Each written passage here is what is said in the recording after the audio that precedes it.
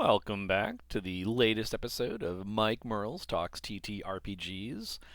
This week, I just got back from Gen Con. It is August 6th, 2026, and I have a lot of thoughts about gaming, the game industry, and everything else, and how that intersects with design, but I want to focus on one specific topic that I feel was on display for me personally at Gen Con, my experiences there. And it's something that I think is a thing you can start using today. So if you followed Gen Con and the news there, I was on stage running a live stream game in the Dungeons and Dragons area. I was running a game with Joe Manganello, and we were showing off the first look at. Now, it's called Death Saves. I don't know if that will be the final title for it, but essentially it's a collaboration between Joe and I, creating our take on 5e. It's going to be fully compatible with 5e and 5.5. In fact, in the live play, we had people playing 5e characters. Joe played one of his long-running 5e characters, and we had folks playing 5.5 characters, and then we had folks playing the Death Saves characters, the characters built for this sort of take on 5e and the setting that goes with it. I'm not going to talk about the creative behind like the story, the game design, all this stuff. I'm really excited about that stuff, but that's not what I want to talk about. What I want to talk about is how did I end up getting laid off by Wizards of the Coast at the end of 2023, and then about 2.5 years later, I'm on stage promoting a new game that I created with a good friend of mine, a very close friend of mine, and it's being published by the same company that laid me off. How does that happen? And you might think, oh, maybe it's insider connections, or I just had such a brilliant idea, like Joe and I just got together and just it's just so incredible and amazing that as soon as Wizards saw it, they had to have it. And I'd like to think that maybe that is part of it. I think that the stuff we're working on is very cool, but the key to it is how it all came to be. And this ties into a game design adjacent life lesson that I am so happy I learned 30 something years ago, and that's the power of compound interest. Very simple principle. If you take, let's say, a pile of money and you invest it, and that pile grows by like 5, 6, 7% a year, if you leave that money alone for a very long time, that small pile of money turns into a huge pile of money. And effectively, the power comes from the idea that you have your money, it increases by 5%. That growth stays in that pile, so when it grows by 5% again the next year, that 5% growth is also growing, and so on. And hence the idea that this growth compounds. The same thinking applies to creative work. Sometimes we get caught up in, say, looking at something like The Lord of the Rings, and it's 1,000 pages or so, right? And we think, wow, that's this huge thing, and it must have been a massive effort, and this just, superhuman level of just like writing and creating and crafting and these moments of insight. I'm sure Tolkien had those. But the way you get to 1,000 words written, 1,000 pages, is one word at a time. That you just slowly chip away at the work, building it slowly, steadily, and surely. Joe and I first talked about this idea of death saves I believe it was the day I got laid off. I got the news, I'm being laid off. I knew it was coming. I know enough about corporations and how they work to realize that Wizards and Hasbro were in bad shape, and I fit the shape of someone they would want to get rid of, so I knew it was coming. It was looking back that day was very funny. It was really, frankly, a moment of liberation. I rode the elevator down to head home, and I just let out this whoop, and I didn't really mean to. It just sort of came out.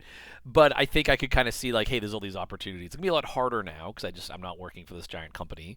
But I do have the chance now to do some interesting things, and I think when I got home, I think pretty certain Joe called, or I called Joe within an hour, and we were starting to talk about what could come next. And the thing that happened is when we talked about death saves, about 32 months ago, I then went to work on it. The work I did in, say, that first year doesn't look anything like what the work looks like now. Most of what I was doing was just starting with an idea, and then spending time every day working on the game, coming up with ideas, writing out the rules. Now it's based on 5e, so I had a nice starting point. There was the SRD, but I just kept working. And what I found, if you go back, if you want to troll through the archives of the Patreon, or look back at this, I actually posted it on Reddit. This system I came up with to balance encounters. None of that stuff is going to be in death saves. I haven't touched any of that stuff in a long time because as I worked on it, I realized this isn't actually doing what I wanted it to do. But my knowledge and my skill compounded over time. As I kept working on it, every day putting in some time. Some days I would put in, I might just be taking notes on my phone's notes app. Some days I'd have 4 hours. I could sit down and just bang through a ton of text. But I kept working at it and chipping away. And the act of building this content, this concept, the system and the ideas, as I worked on it, I got better at working on it. And so the work I was doing was improving. My confidence in it improved. And it kept very slowly but surely transforming into what is now going to become death saves when you finally see it. And if you've been looking at my Patreon, the game design I have there, you might not see the direct evolution from stuff that's there from 2 years ago, but my internal process of working on it, my skill improving over time is reflected in it.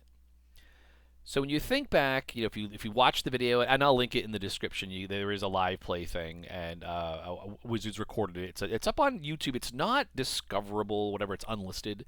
But you can do a direct link to it.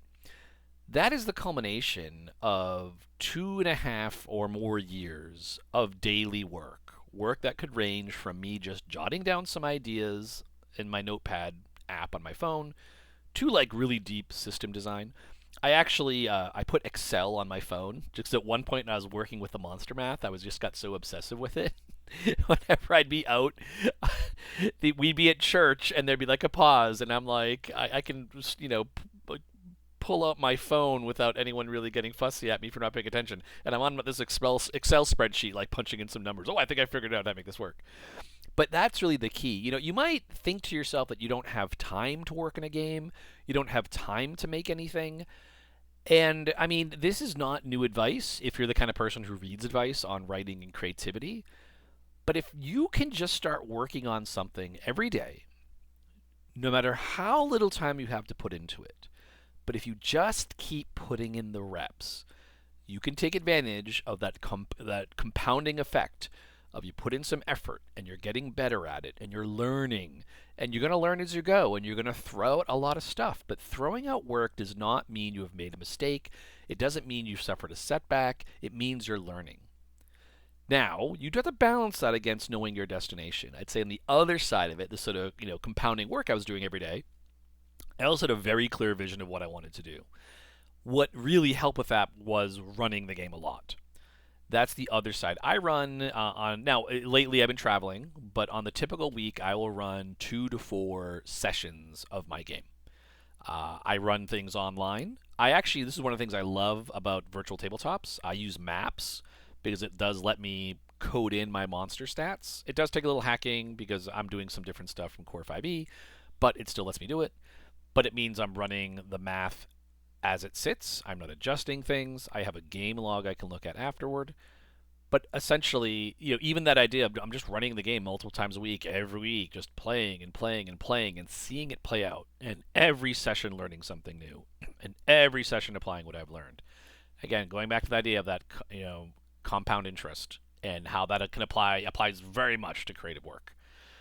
So if you do that and you have that focus, even if it's just a few minutes a day, then make sure you know where you're going. Start with a premise. Here is what I want to build.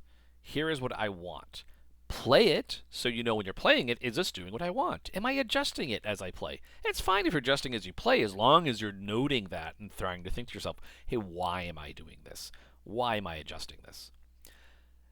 So that is effectively, that's the heart of being creative. Now you might think that someone like, with a staff game design job, all they do is they spend 8 hours a day being creative, right? Well, no, they're probably spending about 2 hours a day actually doing game design. The rest of their time, they're probably in meetings. They're probably doing a lot of administrative stuff. I mean, I work in tabletop games, and what am I doing? I'm back from Gen Con. What's my big task? I'm figuring out budgets and schedules for our next convention. And that's nominally, now I do have more. I am much more on the strategy and business side, but just because you're not doing this full time, just because it's not your job, that's an excuse you can tell yourself, but it's not valid in the sense that is, actually the barrier that you might face. It's just about having that commitment, that steadiness. I think it's better for you to do a little bit of creative work every day than to try to save it up and say, okay, I'll spend all day Saturday doing it. You're probably actually better off if you have an 8 hours open of continuing to do a small amount of work and then spending the rest of the time resting, relaxing, reading a book, getting exposed to other stuff. Because it really is, creative work is the byproduct of just that steady, take a step every day, keep plugging away at it, slow and steady. That's how you win this race. So yeah, I mean that's basically how I went from getting laid off to now about 30 something months later, the company that laid me off is now publishing my game. So that's pretty surreal. As I say that out loud, I'm like, that's not where I thought this project would go. I will admit I never thought we'd go this way. But I wouldn't have been able to do any of this if I didn't have the game design, if we didn't have the vision for the world, and if I didn't have a creative partner like Joe as someone to work with. That's I guess the other thing I'd add on to this too is, that's the interesting thing of working with other people is you do get that other perspective, and they can also hold you accountable because they're expecting you to show up and do the work. For me, and this is like a huge thank you to everyone who has subscribed to the Patreon. That's the secret. I created the Patreon, and I have a paid tier because it forces me. I mean, it's one of the things that you can do to help push yourself along is build this structure on yourself where you're not going to be perfect. You're going to be times when you're tired or you're just overwhelmed, and it's fine. Those things happen. But do what you can to build a structure that supports the life you want to lead, both creatively and, in terms of your relationship with others and your work. So it all starts with small stuff, and it all just starts with the good habits. So that's my message. You know what? I might have some more to talk about in a future episode about Gen Con as a whole. The show was fantastic. Tabletop gaming seems to be in a pretty good place, at least from the excitement from people who want to play game side. And like a lot of stuff in gaming, you read a lot about video games. There's a lot of layoffs, a lot of uncertainty. We are kind of settling into a new norm, and in some ways, Gen Con reflected that. But I don't want to take too much time on this. I like to try to keep a little bit short and try to keep it to one topic. So I'll talk about the general game industry next time and kind of where things stand, at least from my perch. But for this week, having lived through that, seen it firsthand, I really wanted to get, for all those of you out there who want to write, want to be game designers, are creative, that was just a thing that just sort of when I sat back and looked and said, what's happened over the past couple of years, that ability to just put in the effort every day and let that skill compound, let the stuff I created compound, build up, and then being willing to just accept that part of the journey is just cutting lots of stuff because you're going to get better as you go. But if you're working every day, when you cut stuff, you'll very quickly recover it. And then last but not least, having that clear vision. Hey, what am I trying to do? And making sure that you're sticking to it. And you can change what you're writing, but change what you're trying to create, at your peril. That's how you end up taking 5 years to make a simple game. If you just keep changing your goals. So, all right. So that's my advice, insight for this week. Hope it's helpful, and I will catch up with you next week. Take care, everybody.